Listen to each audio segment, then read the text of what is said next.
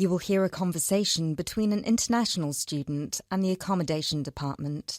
You have 30 seconds to look at questions 1 to 3.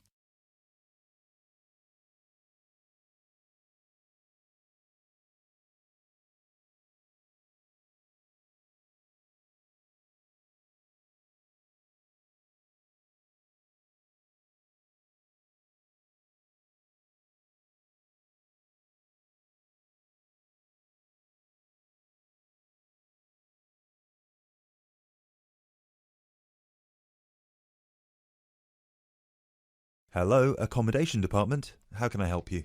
Do you look after accommodation for international students? Yes, we look after accommodation for all the students. Good. I hope you can help me then. I've only just been accepted onto a postgraduate course, and I want to know if there is any accommodation available from this September. I know it's very short notice. Yes, it is rather late, but I'm sure we'll be able to find you something. First of all, can you give me your name and student number so that I can find you on the system? Sure. My name is Maria Teresa Gonzalez. Maria Teresa Gonzalez. How do you spell that? Gonzalez.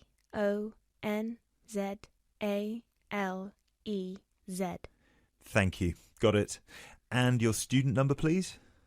SHU 300715PG. SHU 300715PG. Ah, here you are. Department of Modern Languages. Yes, that's me.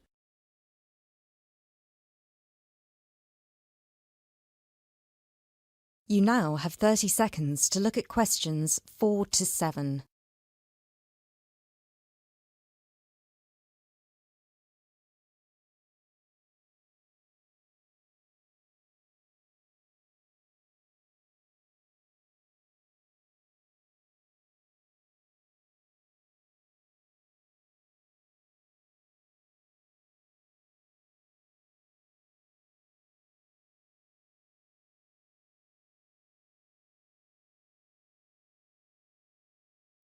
Okay, now there are several options for postgraduate students. Firstly, there is the Trigon. This is a new block near to the station and not far from the main campus. Accommodation is what we call cluster accommodation. What does that mean?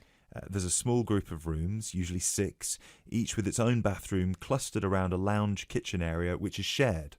Oh, I see. That sounds good. They are very popular. The price for these is £99 per week, and we do have some availability left. However, for postgraduate students, there are other options. And what are they? There's another apartment block called the Cube, located near the west gate of the campus. Accommodation there is in 1 or 2 bedroom self-contained flats.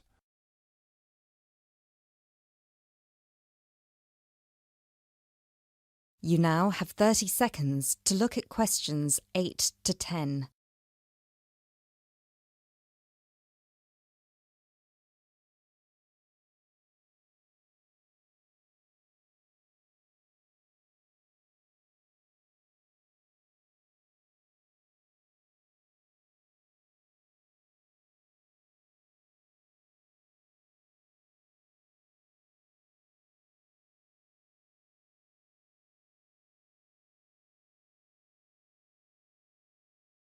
So, the cube is self-contained. How does that work?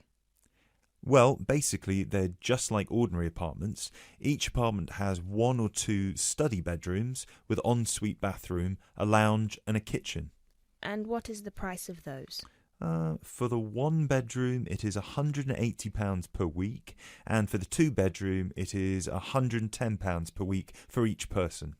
And can I choose who I share with? If you have a friend and you would like to share with them, of course, we can reserve a 2-bedroom apartment for you both.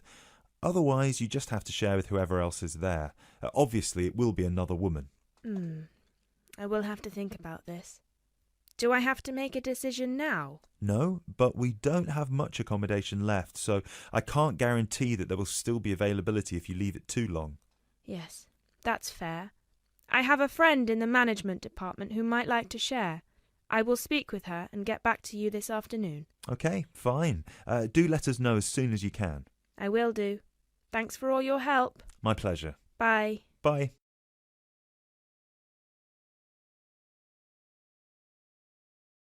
You will hear a speech given by the head of a company to some new employees. You have 30 seconds to look at questions 11 to 16.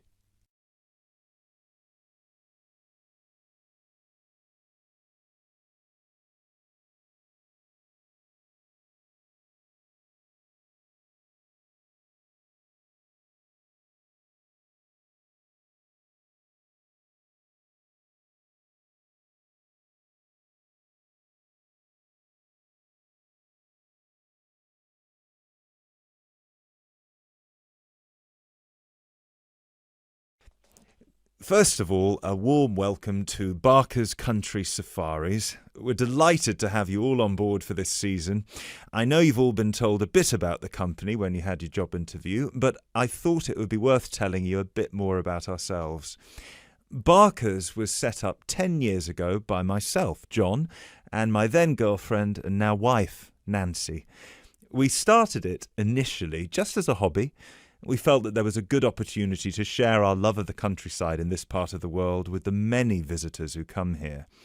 As you know, most people come for the beaches in the summer, but there is so much more to the region, and this is what we wanted to exploit. Nancy and I were born near here, and as teenagers we went climbing, kayaking, whitewater rafting, potholing, and just straightforward walking. This district is in our blood, and we love it. While we were still at university, we started taking small groups of visitors out into the national park in Nancy's brother's old Land Rover. We'd drive them around the back lanes and into the forest.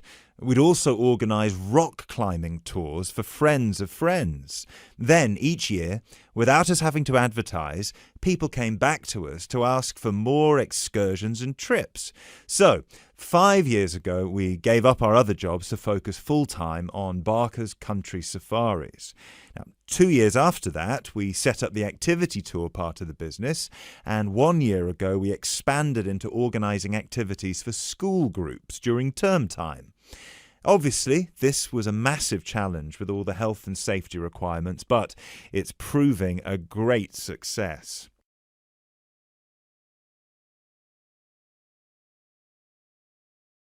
You now have 30 seconds to look at questions 17 to 20.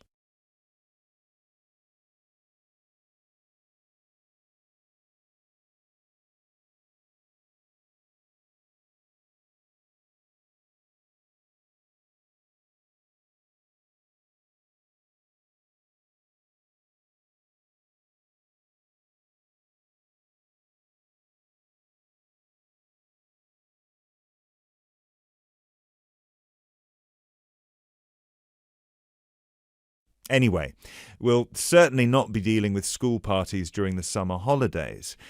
Our clients for the next 3 months are mostly family parties or groups of friends, and I'd like to talk a bit now about the tours we offer and what your responsibilities will be.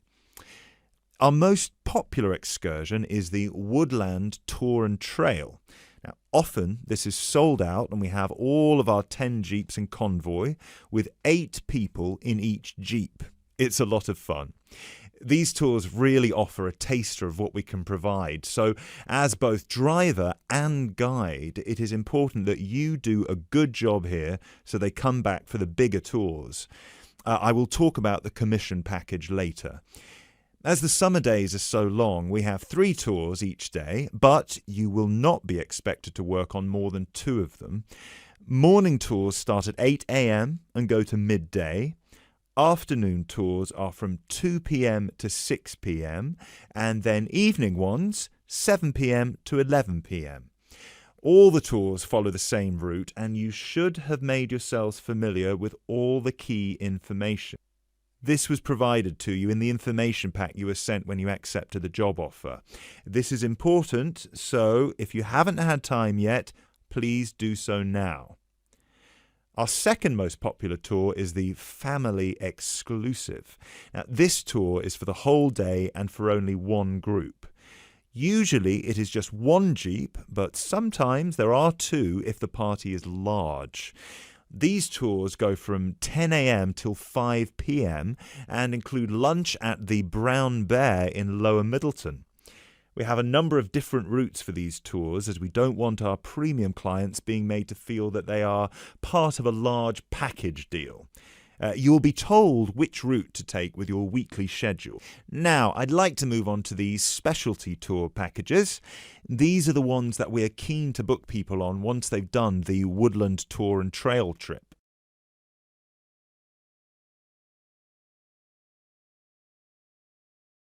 You will hear a conversation between two students who will discuss a project they're working on together. You have 30 seconds to look at questions 21 to 27.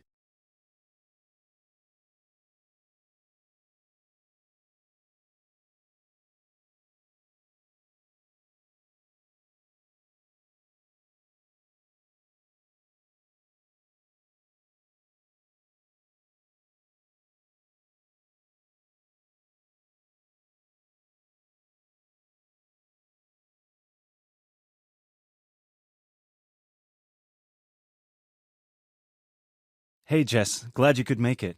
We've got a lot to discuss. Hi, Matt. Yes, sorry I'm a bit late. I did bring all my notes with me. Yes, me too. Where shall we start? Well, I think it would be a good idea to clarify our objectives just one more time. Yes, good idea. Okay, here we are. We need to record, photograph, and identify the plant species in 10 1-square-meter plots. Does it say anything about where these plots should be and how they should be laid out? Ah, here it is. It says that all the plots need to be no more than 10 meters apart. And how do we choose them? Ah, this is the fun part. I remember this. Here we are. Make a 1-meter square frame using bamboo sticks available from the department stores. Yes, we've already done that. I know, I'm just reading the whole section. Okay. One person stands roughly in the middle of the chosen area and throws the frame. The other person uses a tape to mark out the square where the frame landed and returns frame to thrower. The thrower then turns a few degrees on the spot and throws again. The thrower must turn slightly after each throw and vary the force of the throw until after the 10th throw they are pointing in almost the same direction as the first. That sounds a bit complicated. That's only because it's all in writing. It's just a simple throw, turn, throw, turn, throw, turn until we have 10 squares. And I guess you want to do the throwing. Well, if you don't mind. I'm sure you'll be more accurate at marking the squares. Yes, I am sure I am, and I'm sure you've got a stronger throwing arm.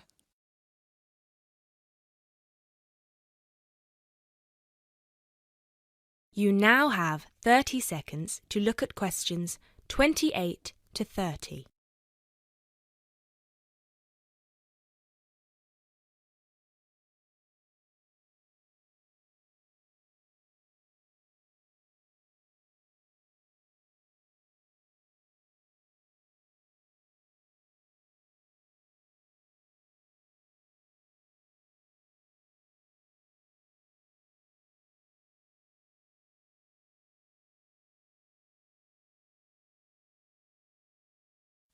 Okay, good. We've got that sorted. Now we need to decide where to go. Yes, I've been thinking about that and I've brought the map. Ah, well done. I forgot mine. Now, I've identified 3 possible locations, but they've all got some disadvantages. Okay, fire away. Well, the area around this lowland marsh could be interesting. There'll be a lot of interesting water plants here. Looks good, but what's the problem? Mainly that it's already a designated nature reserve, and I think there's already been a lot of research done here. Ah, I see. Well, I'd rather do something that's new and can be useful. I agree. That's why I identified this area further west. See, here, behind the beach. Oh yes, I see. That area there, where it's flat, but quite high. Exactly. If you look a bit further inland, you'll see that there are hills which will protect that area from strong north winds. I see. Excellent. But what's the problem? Just that it may not be very interesting. We know that the geology there is not conducive to a wide variety of plants. I agree. So what's your last idea? Well, I think this one is a bit of a winner, although I did want to show you the other two. Look up here on the north coast. Where? See this bay? Well, I know that there's been quite a lot of studies done here, but a bit further to the east, behind this headland. No one has ever looked at that. Well, I certainly couldn't see any studies. That is interesting. And the plant life could be a bit different because of the shelter from the wind the headland provides. Exactly. Brilliant, Jessica. That's a great idea. We'll go there. Thanks. Now all we have to decide is when is a good time. Well...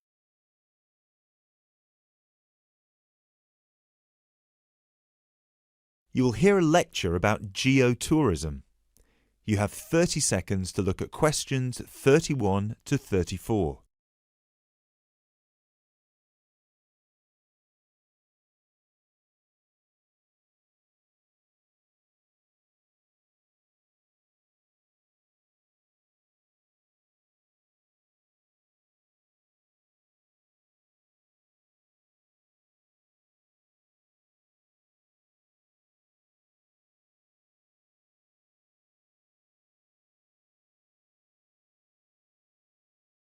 Now, I'd like to move on to talk about something called geotourism. Geotourism is very basically leveraging the benefits of tourism for local communities. I would just like to give you a couple of statistics which are very illustrative of the current situation with regard to young travellers and international tourism. Firstly, tourism has an impact on more people worldwide than any other industry. Indeed, it has an impact on 1 in every 2 people, either directly or indirectly. The second statistic is that in global tourism, there is a 97% economic leakage. This means that if you spend £100 on going on holiday, normally only £3 of that money will actually reach the people who are giving you the services and the accommodation, for example, in the destination. If you put these two figures together, you can understand why some of the regions of the world which have very high levels of tourism still have very high levels of poverty and huge developmental challenges. These countries have this massive industry demanding a huge number of services, but they are not seeing a fair reward for these services. Geotourism is about changing this.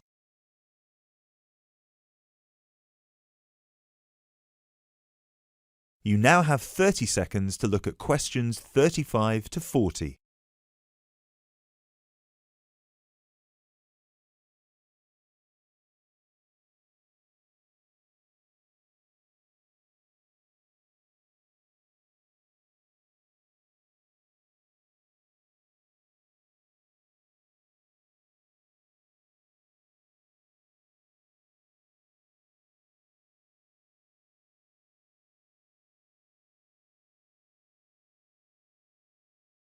Projects are now being developed with financial organisations such as the World Bank. One of these involves developing a technology platform which is bringing grassroots travel products such as hotels, locally owned hotels, not global chains, very locally owned tour operators to the international travel market, therefore avoiding the middlemen. These middlemen often cut them out of the market completely or just make their business unsustainable. Another way that geotourism can be promoted is through the niche travel market of volunteering. These days, a significant number of older teenagers want to spend a gap year, either between school and university, or university and employment. Often, these people want to spend some or all of their year volunteering, but they either don't have the money or don't feel inclined to pay the main volunteering organisation businesses the fee they require, which can be as high as £3,500. What they are looking for is an organisation who can connect them with people on the ground, who can suggest worthwhile local projects. So, this is a real win-win scenario. The organisers charge a small flat fee, which then goes to the local contact. Thus, the local contact gets a very good commission just for one customer. The customer is also saving a large amount of money and time, both of which they can give to the projects they end up working on. There is still quite a long way to go before poverty in the most popular of tourist areas is eradicated, but a focus on this type of geotourism could provide an answer.